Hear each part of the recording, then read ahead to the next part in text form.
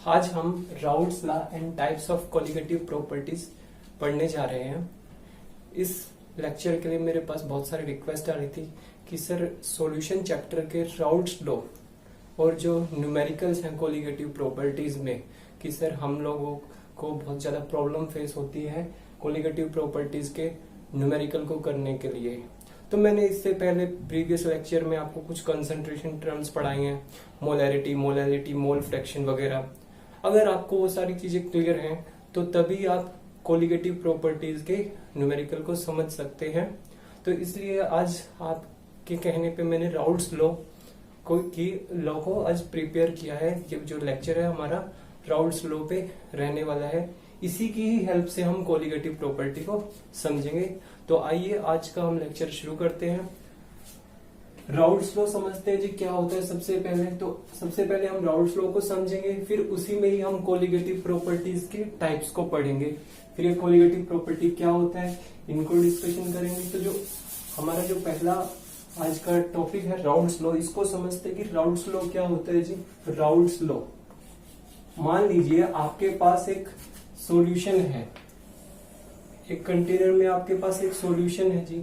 इसमें आपके पास एक सॉल्यूशन है, एक कंटेनर में आपके पास क्या है जी, एक सॉल्यूशन है। इस कंटेनर में सॉल्यूशन है और आप सबको जैसा पता है कि सॉल्यूशन किस किस चीज से मिलके कंपोज हुआ है। सॉल्यूशन किस किस से मिलके बना है जी, हमने लास्ट प्रीवियस लेक्चर में डिस्कस किया था। सोल्यूट प्लस सॉल्वेंट से ही मिलके क्या बनता है, सॉल्यूशन बनता है। तो सॉल्यूशन जो है वो सोल्यूट और सॉल्वेंट से मिलके बनता है। सोल्यूट का क्या होता है, स्मॉलर क्वांटिटी, जबकि सॉल्वेंट का क्या होता है, लार्जर क्वांटिटी। तो मान लीजिए आपके पास एक सॉल्यूशन है, ठीक है जी, और ये सॉल्यूशन में जो कंपोनेंट्स है, कंपोनेंट्स मतलब सोल्यूट और सॉल्वेंट, ये कैसे होने चाहिए, वोलेटाइल कंपोनेंट होने चाहिए। मतलब जो सॉल्यूशन आप कंसीडर कर रहे हैं, जो ये सॉल्यूशन ले रहे हैं, इसके जो कंपोनेंट्स होने चाहिए वो कैसे होने चाहिए, वोलेटाइल कंपोनेंट्स होने चाहिए। वोलेटाइल कंपोनेंट का मतलब क्या है, वोलेटाइल कंपोनेंट्स का मतलब ये है कि जैसे ही आप इस सॉल्यूशन को कोई टेम्परेचर या किसी फॉर्म की हीट देंगे तो जो इसके लिक्विड में जो कंपोनेंट्स है वो किस में चले जाएंगे, अपने वेपर फेज में चले जाएंगे। ठीक है जी, जैसे ही आप क्या करेंगे, सॉल्यूशन को कोई हीट प्रोवाइड या टेम्परेचर प्रोवाइड करेंगे तो जो ये लिक्विड स्टेट में जो सॉल्यूशन है ये किस में कन्वर्ट होना शुरू हो जाएगा, वेपर फेज में चेंज होना शुरू हो जाएगा। ऐसे कंपोनेंट को हम क्या कहते हैं, वोलेटाइल कंपोनेंट। तो राउल्ट्स लॉ ये कहता है कि मान लीजिए आपके पास कोई सॉल्यूशन है, for a solution of volatile component, मान लीजिए आपके पास एक ऐसा सॉल्यूशन है जिसमें क्या है, वोलेटाइल कंपोनेंट्स है। वोलेटाइल कंपोनेंट्स का कहने का मतलब क्या है, जो भाप बन के उड़ जाएगा, जो कंपोनेंट मतलब जिसको हीट करते ही वो क्या होगा, वेपर में चेंज होने लगेगा। अगर किसी सॉल्यूशन के अंदर इस तरीके के वोलेटाइल कंपोनेंट हैं तो क्या होगा, जो पार्शियल वेपर प्रेशर होगा, partial vapour pressure of each component, तो जो भी कंपोनेंट है सॉल्यूशन में जो भी कंपोनेंट है, सोल्यूट और सॉल्वेंट है, उसका जो पार्शियल वेपर प्रेशर होगा। अब मैं सिर्फ प्रेशर क्यों नहीं कह रहा, मैं पार्शियल वेपर प्रेशर क्यों कह रहा हूं, मैं पार्शियल वेपर इसलिए कह रहा हूं क्योंकि सॉल्यूशन के अंदर क्या है जी, सोल्यूट और सॉल्वेंट है। तो सॉल्यूशन क्या था जी, मिक्सचर है सोल्यूट का और सॉल्वेंट का। अगर ये मिक्सचर है तो क्या होगा, किसी जब प्रेशर लगेगा जैसे लिक्विड फेज से, तो वो जो प्रेशर है सिर्फ ना तो सोल्यूट का लगेगा ना सॉल्वेंट का, दोनों का मिलके ही लगेगा, मतलब मिक्सचर का लगेगा। तो जब हम इंडिविजुअल गैस की या किसी लिक्विड की बात करते हैं वेपर फॉर्म में, तो हम क्या कहते हैं उसको, पार्शियल वेपर प्रेशर। तो जो पार्शियल वेपर प्रेशर होगा कंपोनेंट का, किसी भी कंपोनेंट का, या सोल्यूट का या सॉल्वेंट का, ध्यान रहे ये कंपोनेंट कैसे होने चाहिए, वोलेटाइल। तो वो क्या कहता है, इज डायरेक्टली प्रोपोर्शनल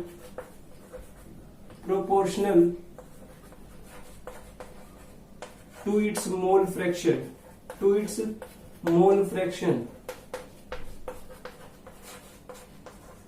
तो जो भी मोल फ्रैक्शन होगी कंपोनेंट के, पार्शियल वेपर प्रेशर क्या होगा, उसके डायरेक्टली प्रोपोर्शनल होगा।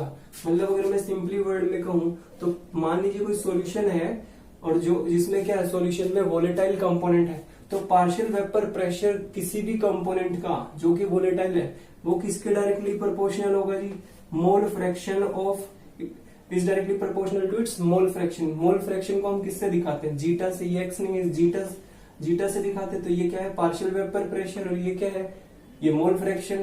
तो डायरेक्टली प्रोपोर्शनल कांस्टेंट को हटा के हम क्या कर सकते हैं जी, ये कांस्टेंट ला सकते हैं।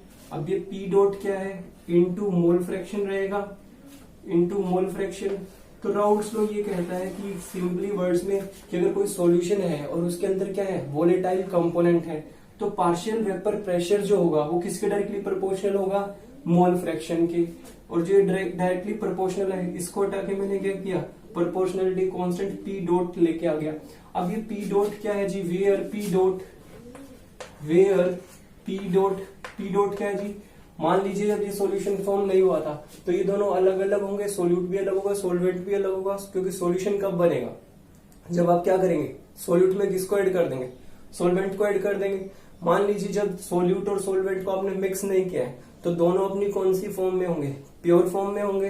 तो इस टाइम इनका जो पार्शियल वेपर प्रेशर है, जब ये दोनों को आपने मिक्स नहीं किया, ये पी डॉट उसी को ही कहते हैं। तो यहां पर ये क्या है, पी डॉट क्या है जी, partial vapour pressure in pure form. जब कंपोनेंट अपने प्योर फॉर्म में है, मतलब जब आपने मिक्स नहीं किया है, इन प्योर फॉर्म, तब आपको प्रेशर लेना है। मान लीजिए जब सॉल्वेंट को आपने मिक्स नहीं किया सोल्यूट में, तो सॉल्वेंट का जो प्रेशर है प्योर फॉर्म में, वही उसका क्या है जी, पी डॉट है जी। पी क्या था, पार्शियल वेपर प्रेशर, जब आपने उसको ऐड कर दिया है सोल्यूट के अंदर, सॉल्वेंट को। तो होपफुली आपको राउल्ट्स लॉ समझ आया होगा। अगर मैं सिंपली वर्ड्स में कहूं कि राउल्ट्स लॉ क्या है, तो सिंपल है कि अगर कोई सॉल्यूशन है जिसमें वोलेटाइल कंपोनेंट है, तो वहां पर जो पार्शियल वेपर प्रेशर होगा किसी भी कंपोनेंट का, वो किसके डायरेक्टली प्रोपोर्शनल होगा, जो उसकी मोल फ्रैक्शन है। तो अब राउल्ट्स लॉ अब हमको सिंपली समझ आ गया। इसी की हेल्प से हम क्या करेंगे, कोलिगेटिव प्रॉपर्टी को समझेंगे, कि कोलिगेटिव प्रॉपर्टीज के टाइप्स को समझेंगे कि टाइप्स कैसे कैसे होते हैं जी। तो आइए अब समझते हैं कि किस तरीके से जो है टाइप्स ऑफ कोलिगेटिव प्रॉपर्टीज को डिस्कशन करेंगे। तो आइए पहले समझते हैं टाइप्स ऑफ कोलिगेटिव प्रॉपर्टी को। समझने से पहले हमें यह समझना होगा कि कोलिगेटिव प्रॉपर्टी क्या है। तो समझते हैं कोलिगेटिव प्रॉपर्टी क्या है जी। Colligative property,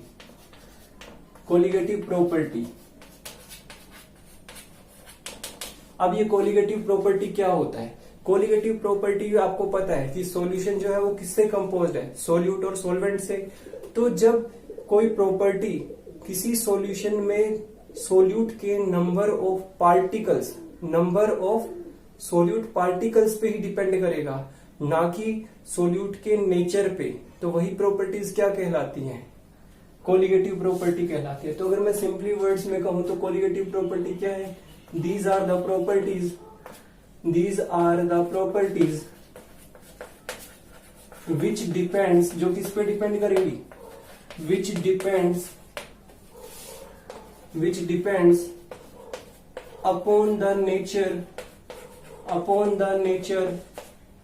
number of solute particles,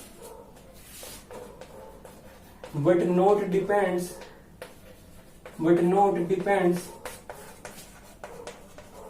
upon the nature of solute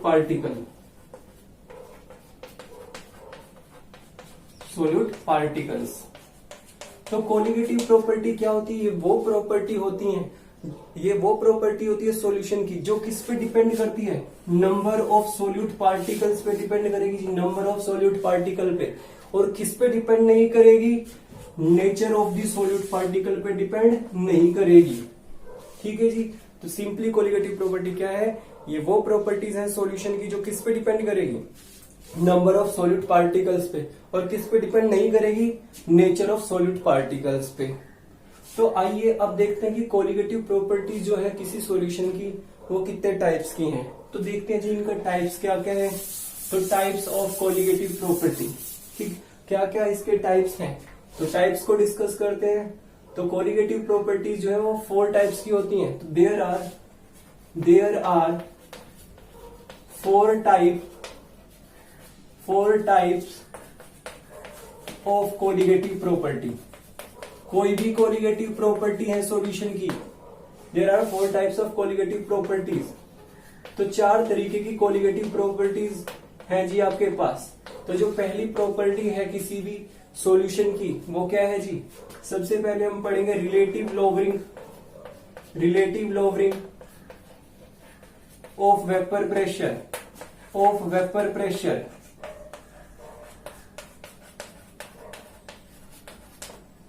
Next is your elevation in boiling point. Elevation in boiling point.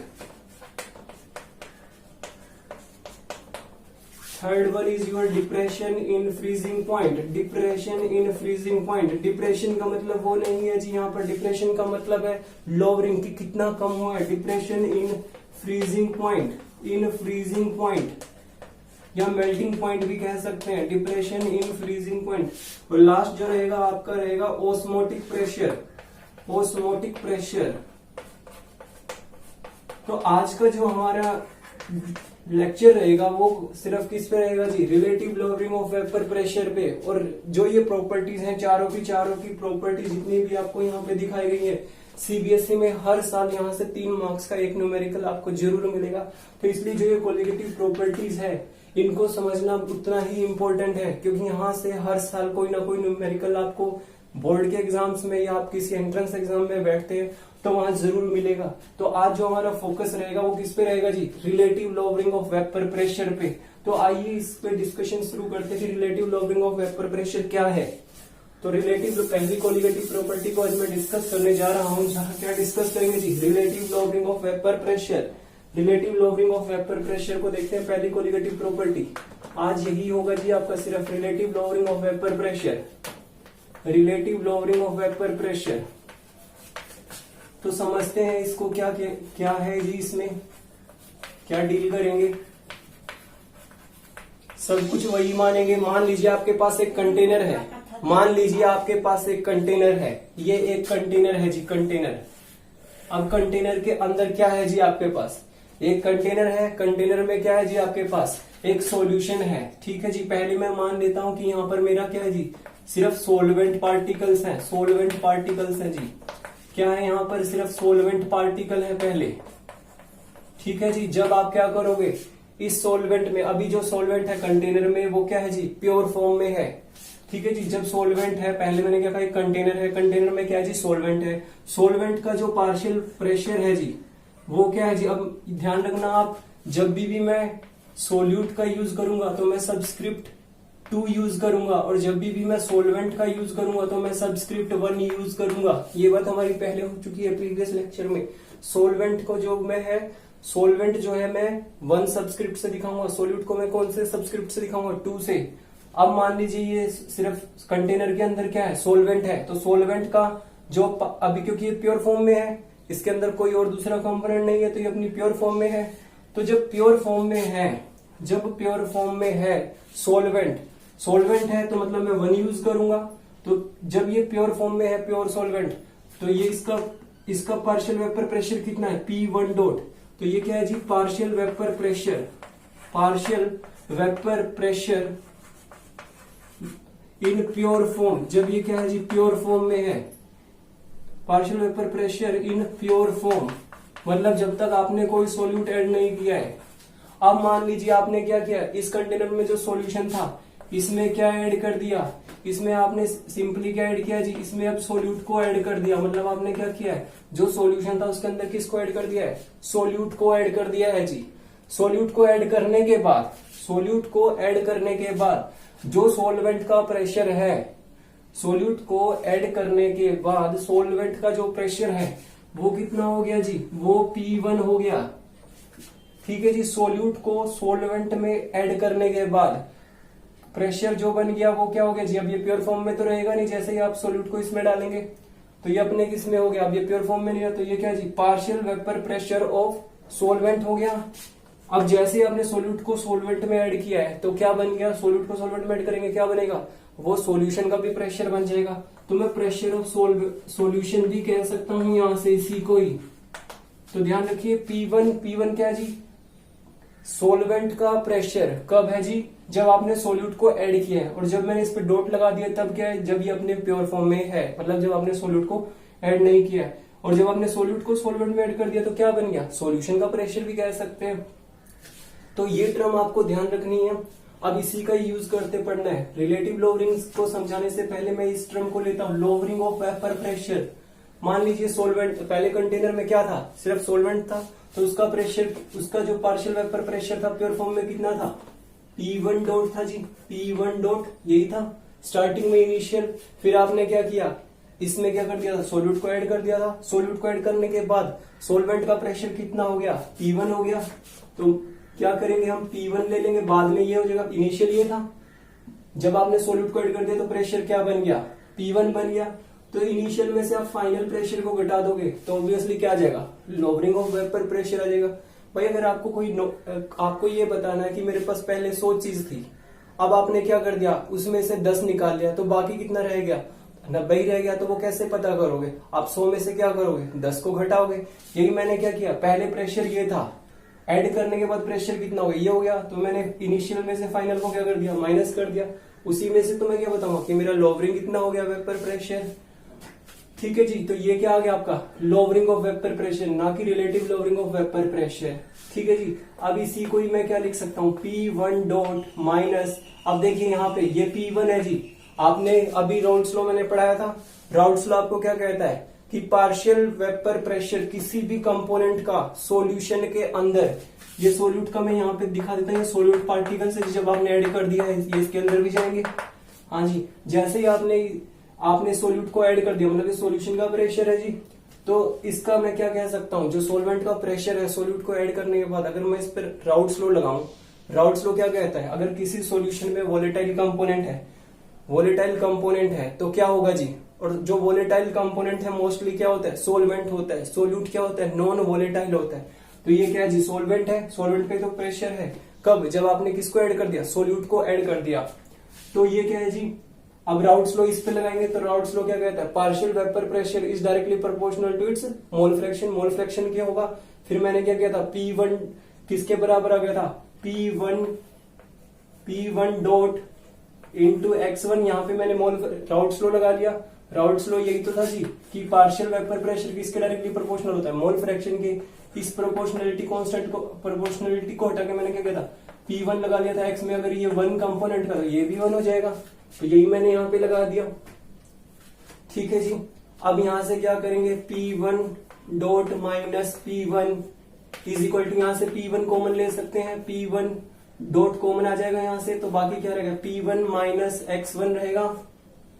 ठीक है, यहां से ये मल्टीप्लाई में है इसके साथ में, यहां जाएगा, किस में आ जाएगा, ये डिवाइड में आ जाएगा, ये डिवाइड में आ गया यहां से। तो P1 dot is equal to 1 minus x1, zeta 1 रहेगा, x ने जीटा है जी। अब जो ये टर्म बनी है, ये वाली टर्म जो बनी है आप, इसी को ही हम क्या कहते हैं, इसी को ही हम relative lowering of vapour pressure बोलते हैं। क्यों, क्योंकि पहले तो ये लोअर हो गया, ठीक है जी, मतलब इनिशियल में से फाइनल घटाया और आपने किससे डिवाइड कर दिया, इनिशियल से डिवाइड किया, तो आपने क्या किया, उसको रिलेट कर दिया। तो इसी को ही हम क्या कहेंगे, relative lowering of vapour pressure. ठीक है जी, यहां तक क्लियर है बातें। अब P1 dot minus P1 divide by P1 dot is equal to, अब देखिए हमको यहां से 1 माइनस x1 सेम लिखा है मैंने। अब आपको पता है यहां पर कितने कंपोनेंट है, 2 है, एक सोल्यूट और एक सोलवेंट।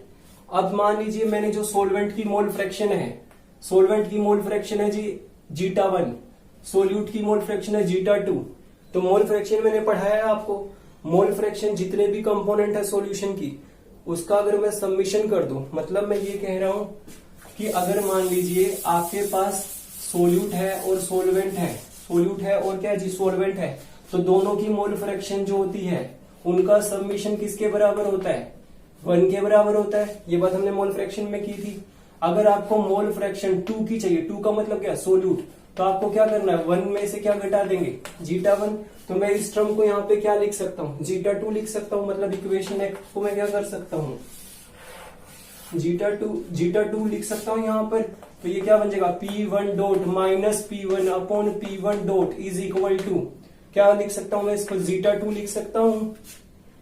ठीक है जी। तो मैं ये कह सकता हूं यहां से इसी टर्म से कि जो relative lowering of vapour pressure है जी, जो ये है रिलेटिव लोअरिंग, वो किसके प्रोपोर्शनल है जी, मोल फ्रैक्शन ऑफ सोल्यूट के। 2 किसके लिए था, सोल्यूट के लिए। तो relative lowering of vapour pressure किसके बराबर होता है, मोल फ्रैक्शन ऑफ सोल्यूट के।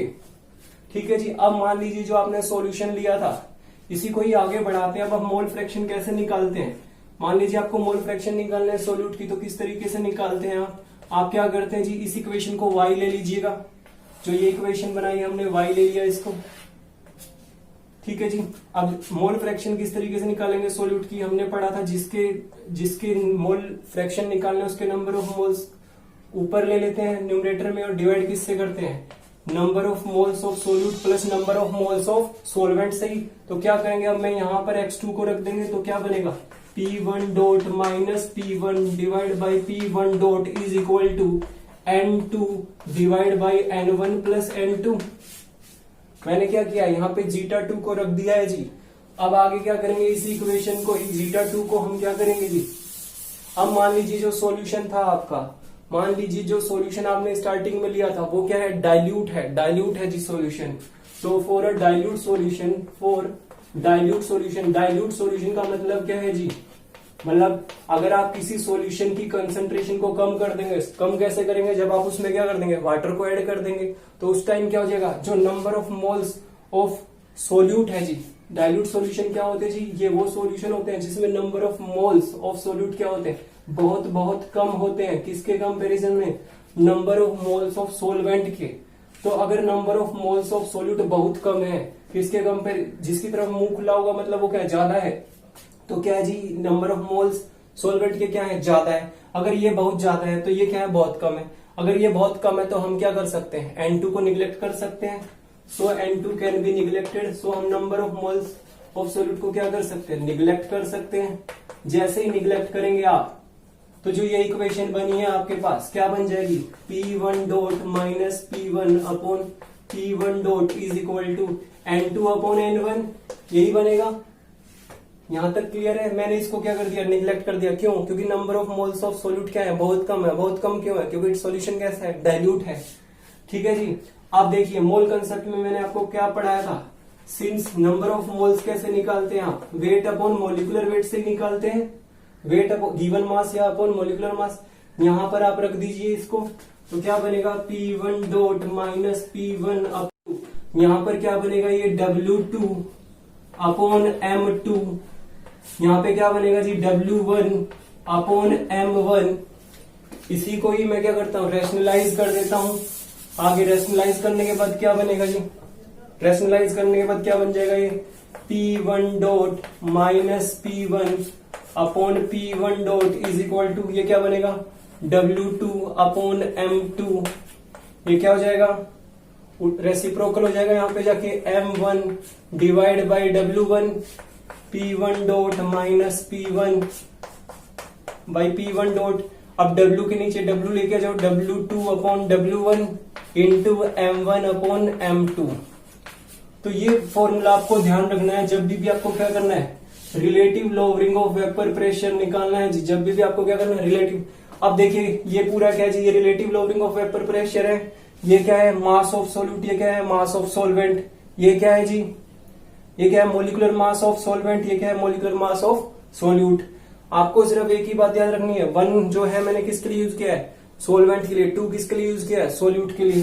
तो इस तरीके से आप relative lowering of vapour pressure को निकाल सकते हैं। आपको क्या क्या पता होना चाहिए, ये सारी टर्म्स पता होनी चाहिए। या क्या करेगा, क्वेश्चन में आपको कभी मास ऑफ दी सोलवेंट निकलवाएगा, या कभी मास ऑफ द सोल्यूट निकलवाएगा, कभी मोलिकुलर मास कैलकुलेट कराएगा।